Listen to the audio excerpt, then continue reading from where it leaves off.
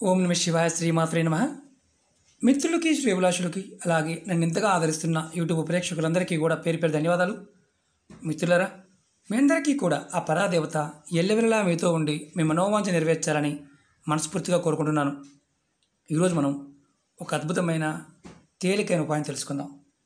మంగళవారం నాడు దీనిని ఈ ప్రదేశంలో పెట్టండి.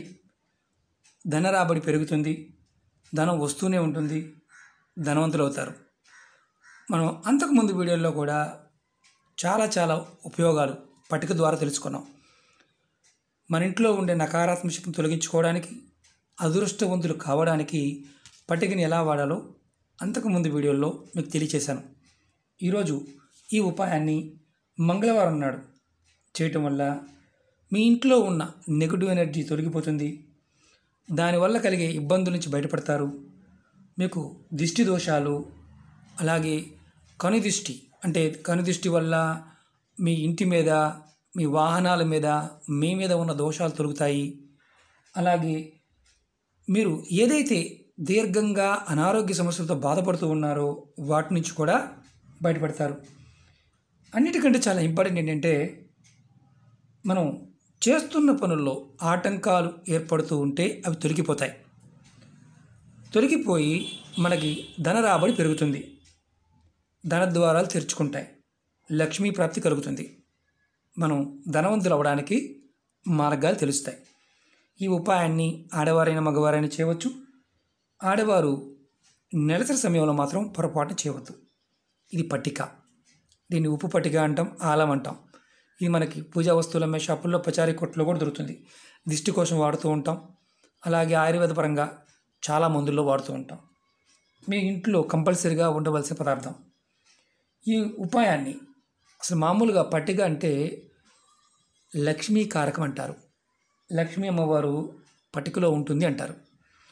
మనం ఈ శక్తివంతమైన వస్తువు, వాస్తవానికి ఏంటంటే మనం తక్కువ అంచనా వేస్తూ ఉంటాం. చాలా శక్తివంతమైన వస్తువు ఎవరి ఇంట్లో అయితే ఉంటుందో పట్టిక, ఏదైనా సరే బౌల్లో కానీ, ఇలాంటి గిన్నెలో కానీ, పెట్టి కిటికీలో కానీ, అల్మర్లో కానీ, అంతకుముందు వీడియోలో చెప్పాను పెట్టుకోమని. భూత పేత అంటే మామూలుగా భూతాలు వస్తున్నాయి, ప్రేత బాధలు ఉన్నాయి, దెయ్యాల బాధలు ఉన్నాయి, ఇలాంటి బాధలు ఉన్నవారు ఎవరైనా సరే ఇంట్లో కిటికీలో పెట్టుకోవడం వల్ల అటువంటి బాధల నుంచి బయటపడతారు.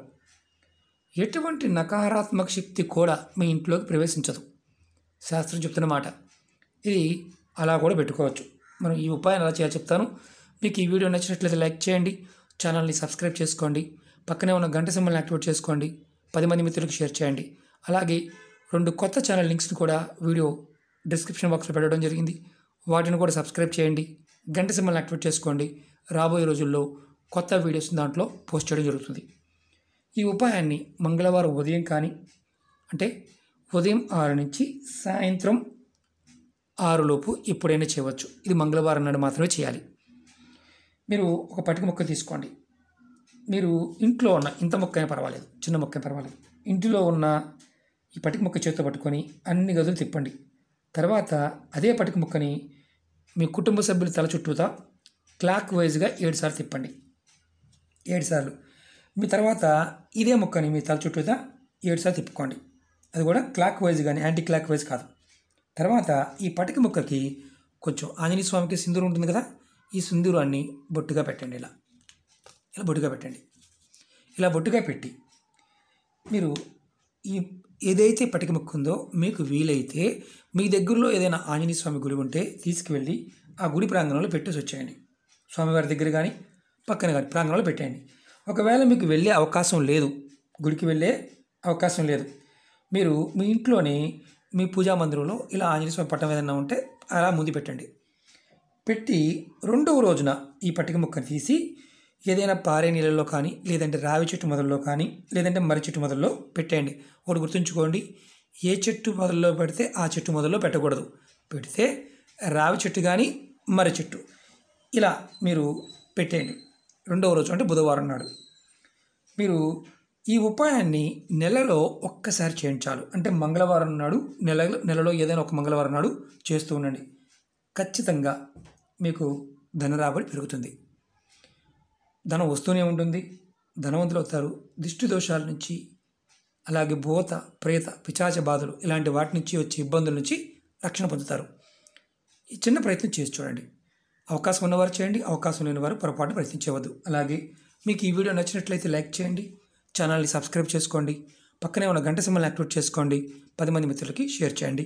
ఓం నమః శివాయ, శ్రీమాత్రే నమః.